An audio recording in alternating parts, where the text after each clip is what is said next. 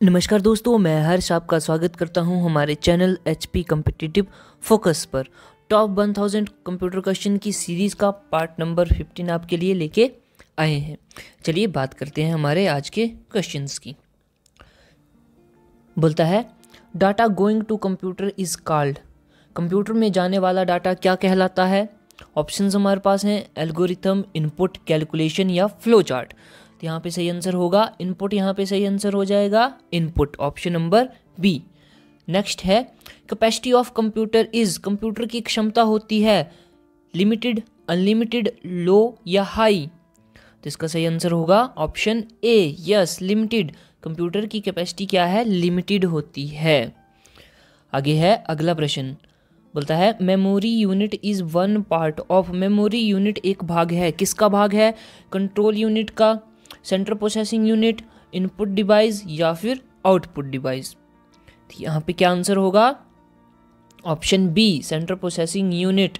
Central processing unit यहाँ पे सही हो जाएगा। मेमोरी सेंट्रल प्रोसेसिंग यूनिट का पार्ट होती है।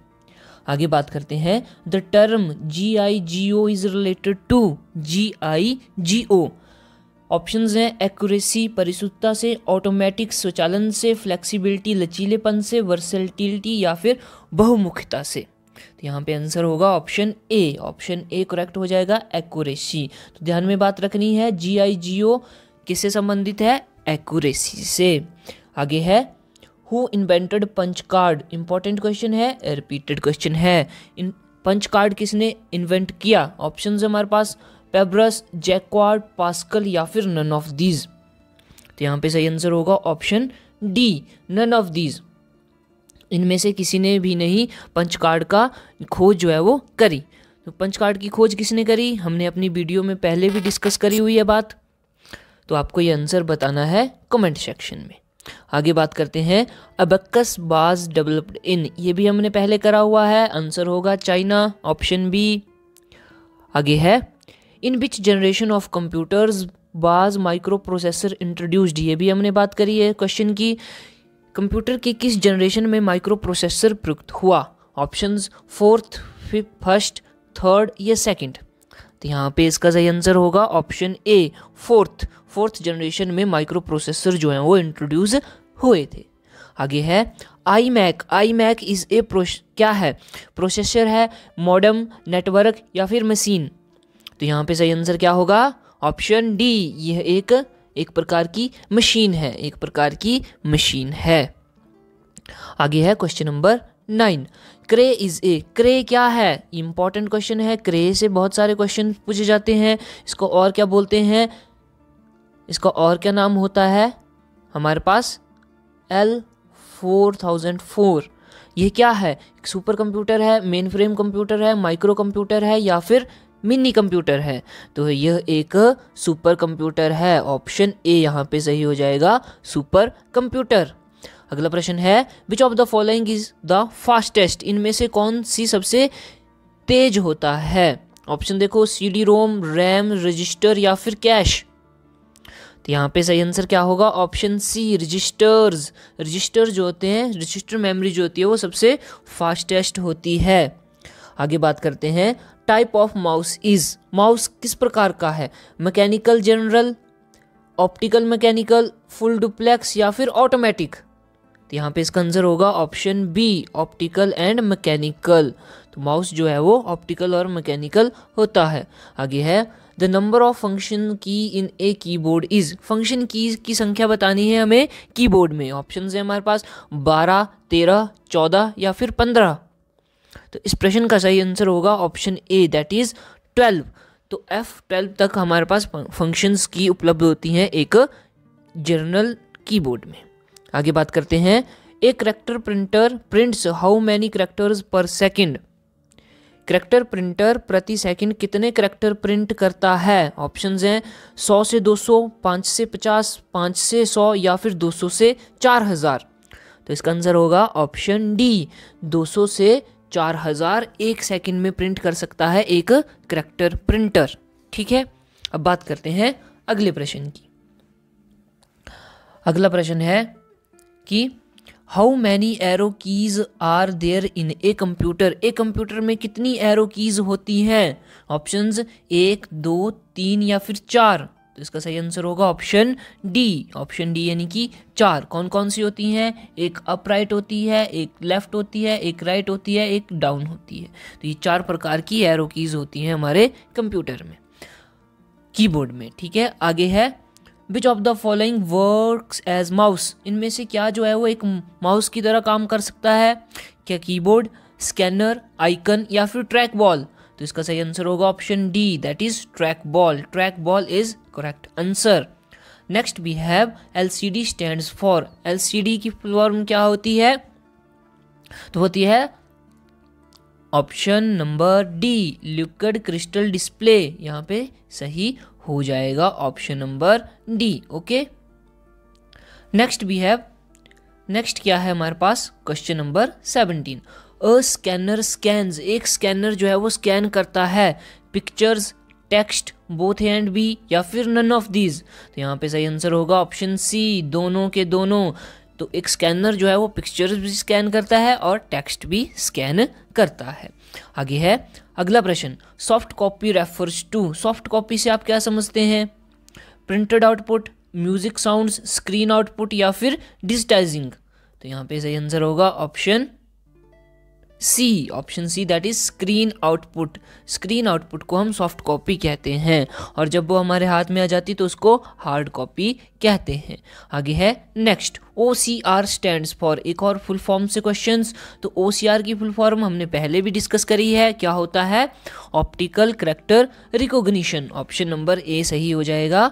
ऑप्टिकल कैरेक्टर रिकॉग्निशन जो है वो फुल फॉर्म होती है किसकी? OCR की। ठीक है, अब बढ़ते हैं अगले प्रश्न की ओर।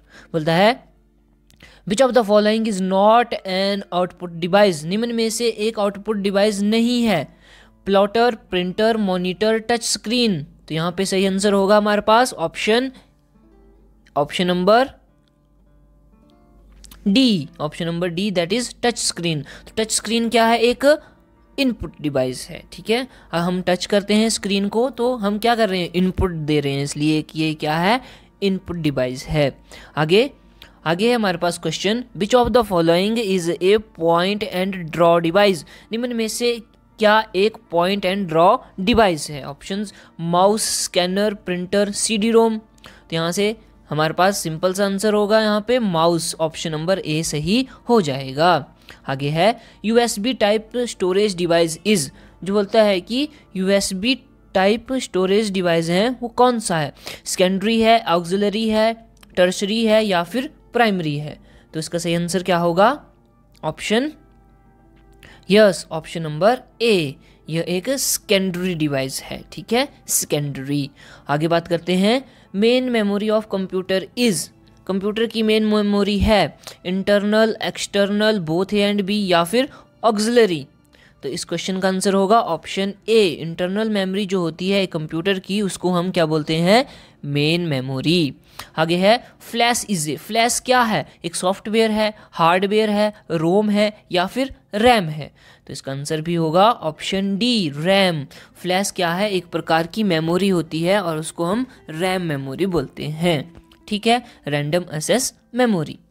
बढ़ते हैं अगले प्रश्न की ओर। CD इज एन, CD एक क्या है? इंटरनल मेमोरी है, एक्सटर्नल मेमोरी, ऑक्सिलरी मेमोरी या फिर बोथ ए एंड बी? इसका आंसर होगा option C, that is auxiliary memory. CD क्या है? एक ऑक्सिलरी मेमोरी है। आगे है unit of storage capacity of computer is, computer की स्टोरेज क्षमता की इकाई है क्या है? बाइट, बिट, बग या फिर क्यूबिक मीटर? तो यहाँ पे सही आंसर हो जाएगा ऑप्शन ए, बाइट। बाइट जो है कंप्यूटर स्टोरेज की क्षमता इकाई है। आगे बात करते हैं DVD इज, DVD की फुल फॉर्म बतानी है, DVD। तो इसका आंसर क्या होगा? Option C, digital versatile disc, digital versatile disc. अब बात करते हैं मीनिंग ऑफ IBM इज, अब IBM की फुल फॉर्म पूछ रहा है, क्या होता है? Options Indian business machine, international business machine, international banking machine या फिर नन ऑफ दीज। तो इसका सही आंसर होगा option B, international business machine. एक इंपॉर्टेंट क्वेश्चन बन जाता है। आगे बात करते हैं अगले प्रश्न की। The first computer language developed from programming is. Programming के लिए विकसित की गई प्रथम कंप्यूटर भाषा है, कौन सी है? फॉर्ट्रेन है, कोबोल है, सी है या C++ है? तो इसका आंसर होगा option A, that is Fortran, formula translation. Next we have which language is used in a complex scientific calculation. किसी जटिल वैज्ञानिक गणना में किस भाषा का प्रयोग किया जाता है? ऑप्शंस बेसिक, फॉर्ट्रेन, कोबोल या फिर पास्कल। तो यहाँ पे सही आंसर होगा option B that is formula translation या Fortran. Next we have the operating system called Unix is typically used for. Unix operating system का प्रारूपिक उपयोग किया जाता है कहाँ पे? डेस्कटॉप कंप्यूटर में, लैपटॉप कंप्यूटर, सुपर कंप्यूटर या फिर वेब सर्वर्स। तो इसका सही आंसर होगा option D, that is web servers. आगे है computer language used on the internet is. Internet में प्रयुक्त होने वाली कंप्यूटर भाषा है बेसिक, कोबोल, जावा या फिर पास्कल। तो यहाँ पे आंसर होगा option C, that is Java यहाँ पे सही आंसर हो जाएगा और यही वो लैंग्वेज है जो कि इंटरनेट पे यूज की जाती है। आगे है नेक्स्ट क्वेश्चन, बोलता है विच language is most appropriate documentation possible. किस भाषा में सबसे सटीक डॉक्यूमेंटेशन संभव है? ऑप्शंस फॉर्ट्रेन, कोबोल, पास्कल या फिर इनमें से कोई नहीं। यहाँ पे इसका आंसर होगा option B, that is COBOL. COBOL में क्या है, जो भाषा है, कोबोल जो भाषा है वो सबसे सटीक डॉक्यूमेंटेशन करती है, most appropriate documentation.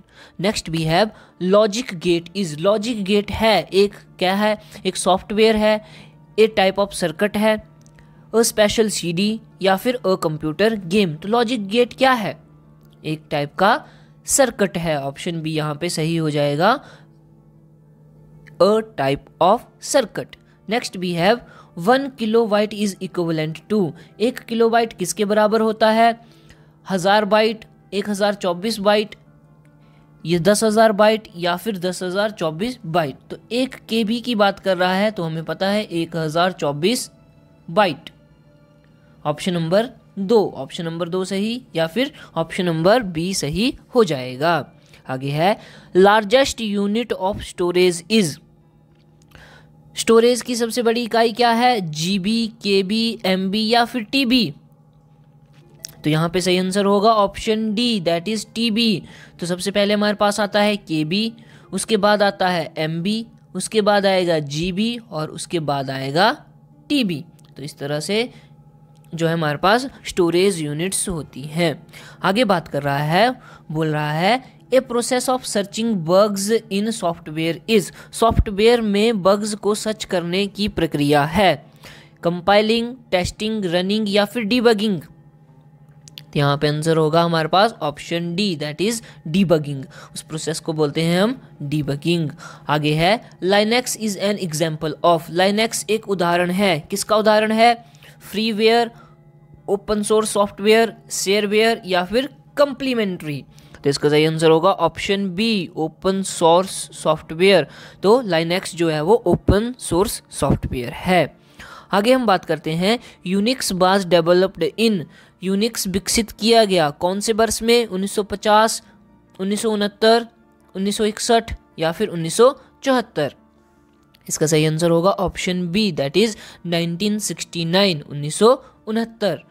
Next question है basic language of Unix is. Unix की बेसिक लैंग्वेज क्या है? कोबोल, बेसिक, असेंबली या फिर जावा। तो इसका आंसर होगा option C, that is assembly. तो बेसिक लैंग्वेज किसकी? यूनिक्स की, वो है असेंबली लैंग्वेज। अगला प्रश्न हमारे पास है, बोलता है the word CAD is related to. CAD जो शब्द है वो किससे संबंधित है? अकाउंट से, डिजाइन से, मीडिया से या फिर विज्ञान से। तो इसका आंसर होगा option B, that is design. तो ये शब्द जो है वो डिजाइन से संबंधित है, CAD। बात करते हैं अगले प्रश्न की। बोलता है ओरेकल इज, ओरेकल क्या है? एक ऑपरेटिंग सिस्टम है, वर्ड प्रोसेसर है, डाटाबेस सॉफ्टवेयर है, या फिर नन ऑफ दीज। तो ये है ऑप्शन सी, डाटाबेस सॉफ्टवेयर। यह एक डाटाबेस सॉफ्टवेयर है। आगे है विच software is used in word processing. तो ये क्वेश्चन पहले भी पूछा गया है और हमने डिस्कस भी करा है। इसका आंसर क्या होगा? Option D, yes option D. ये सभी के सभी वर्ड प्रोसेसिंग सॉफ्टवेयर हैं।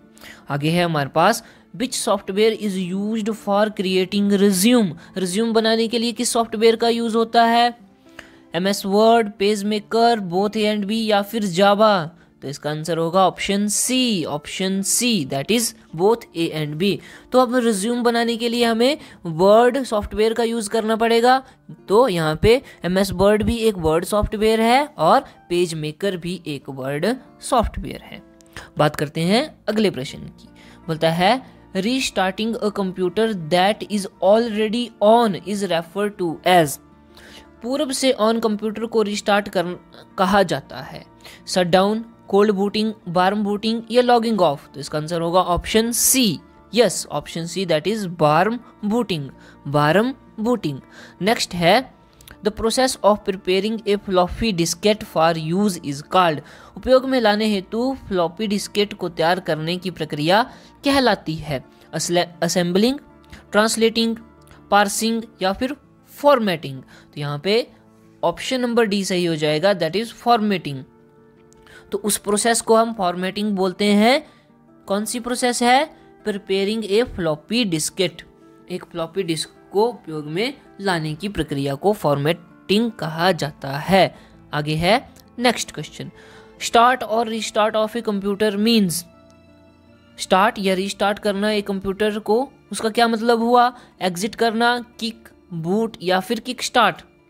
तो यहाँ पे सही आंसर होगा option C, yes option C, that is boot, booting. अगला प्रश्न है a compiler is used to translate a program written in. Compiler का उपयोग उस प्रोग्राम को अनुदित करने में होता है जो लिखा गया है एक लो लेवल लैंग्वेज में, एक हाई लेवल लैंग्वेज में, असेंबली लैंग्वेज में, या फिर मशीन लैंग्वेज में। तो यहाँ पे पूछ रहा है कंपाइलर का यूज। तो वो क्या करता है? वो एक प्रोग्राम को ट्रांसलेट करता है जो कि कौन सी भाषा में लिखा गया होता है? Option B, high level language. तो ये हाई लेवल लैंग्वेज प्रोग्राम को कन्वर्ट करता है। ठीक है, अब बात करते हैं अगला प्रश्न। बताइए computer program are also known as. Computer programs को और क्या कहते हैं? ऑपरेटिंग सिस्टम, डॉक्यूमेंट्स, पेरिफेरल्स, या फिर एप्लीकेशंस। तो यहाँ पे option D, option number D सही हो जाएगा, एप्लीकेशंस। ठीक है, तो दोस्तों ये थे हमारे आज के क्वेश्चंस। आज का पार्ट नंबर 15 हमने कवर करा और उम्मीद करता हूँ कि ये आपके लिए वीडियो जो है वो बहुत हेल्पफुल रहेगा। आपको यहाँ से एग्जाम्स में क्वेश्चंस देखने को मिलेंगे। दोस्तों जुड़े रहें हमारे साथ, हम इसी प्रकार के वीडियो आपके लिए अपलोड करते रहते हैं। सब्सक्राइब ज़रूर करें हमारा चैनल और साथ में शेयर करें हमारी वीडियो, और हमें फेसबुक, इंस्टाग्राम और टेलीग्राम पर भी ज्वाइन करें। तो मिलते हैं नेक्स्ट वीडियो में, तब तक के लिए टेक केयर।